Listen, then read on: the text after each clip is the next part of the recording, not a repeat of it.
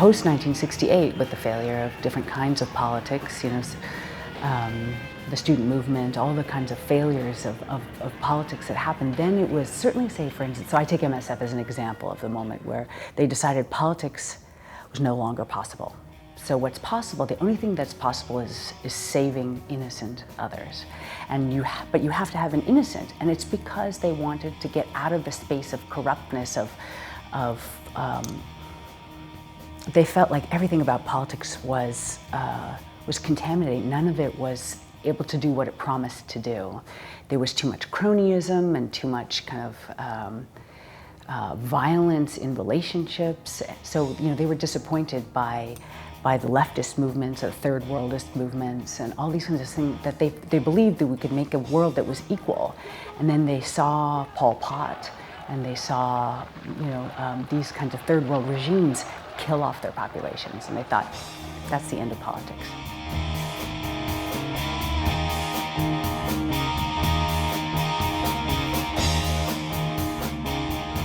So they created these movements that tried to help people who were suffering, but without a larger political plan.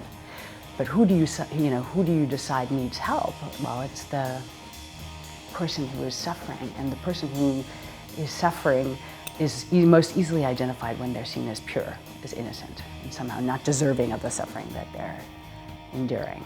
So I think that's certainly one way to think about it in MSF, but it seems to have happened in various ways all over, global north, I mean. Gashi wannan hali tikwana ta kwarata, maman shi wannan boko haram sun shiga sun kashe ta rasu, gashi na doka ta kwarata wannan sunan ta fanne ɗaya ta rasu ɗaya a gurin boko haram sun doka sun tafi, yanzu za su kawo ba za su kawo Allahu ya Allah ban sani ba. My feeling is that they're in search of an innocent other to save, so it might have been the child. The child is the kind of the figure of innocence. But that child soon got corrupted because you found out that there were child soldiers, right? And they were involved in war, and they were no longer innocent. So you couldn't have the figure of the child in the same way anymore. It was more complicated. It's also the figure of the woman. You're going to save the innocent woman who needs, the veiled woman, the whatever. So all the discourses around trafficking and anti-trafficking are to try to save this poor woman who's been kidnapped from her home and, sold into prostitution or whatever else it is, and largely children/women.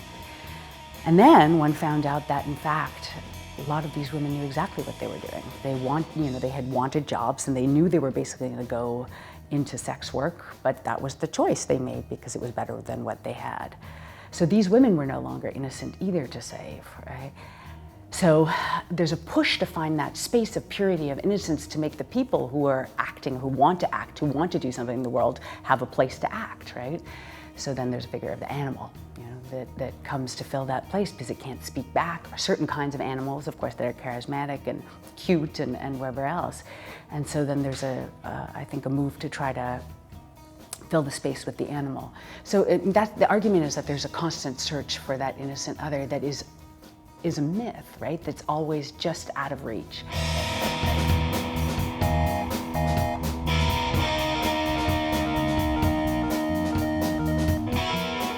And that's what's driving our politics. And it's a problem because, of course, it doesn't allow us to see all the power relations or the structural causes of inequality or any other kinds of things that one would need to deal with to actually create a better world. I mean, you can go back to Adam and Eve and the myths and this idea of innocence as a space in the Garden of Eden, and then the fall, right, is the loss of innocence, but that's also the beginning of humanity. So even if you put it in, we become human when we leave the Garden of Eden. So you leave that, in the sense you leave that idea of innocence, of naivete, and you become human at that time. So it's always an impossible place. So it's funny that drives our politics. Or even something like the Enlightenment figures, like Rousseau, was the state of nature, was this a place of innocence before we became political. And it's a kind of a hearkening back to that space again that we know is impossible, and yet kind of turn to in ways that are nostalgic almost,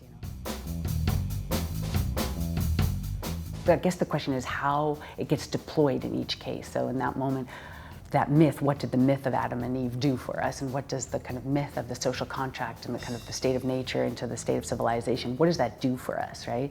And so how is innocence being deployed now as a concept in our political work?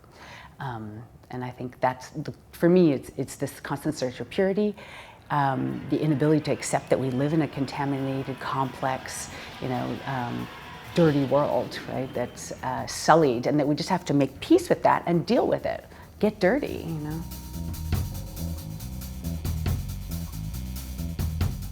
I mean, the other thing that, I should say, the other part that I think is interesting and that I really would like to think about is how this could be, how we can use that to think about a different kind of politics, a kind of a more, or a different way of being, right? So that it's less critique and more, how do we create a different world knowing these kinds of things?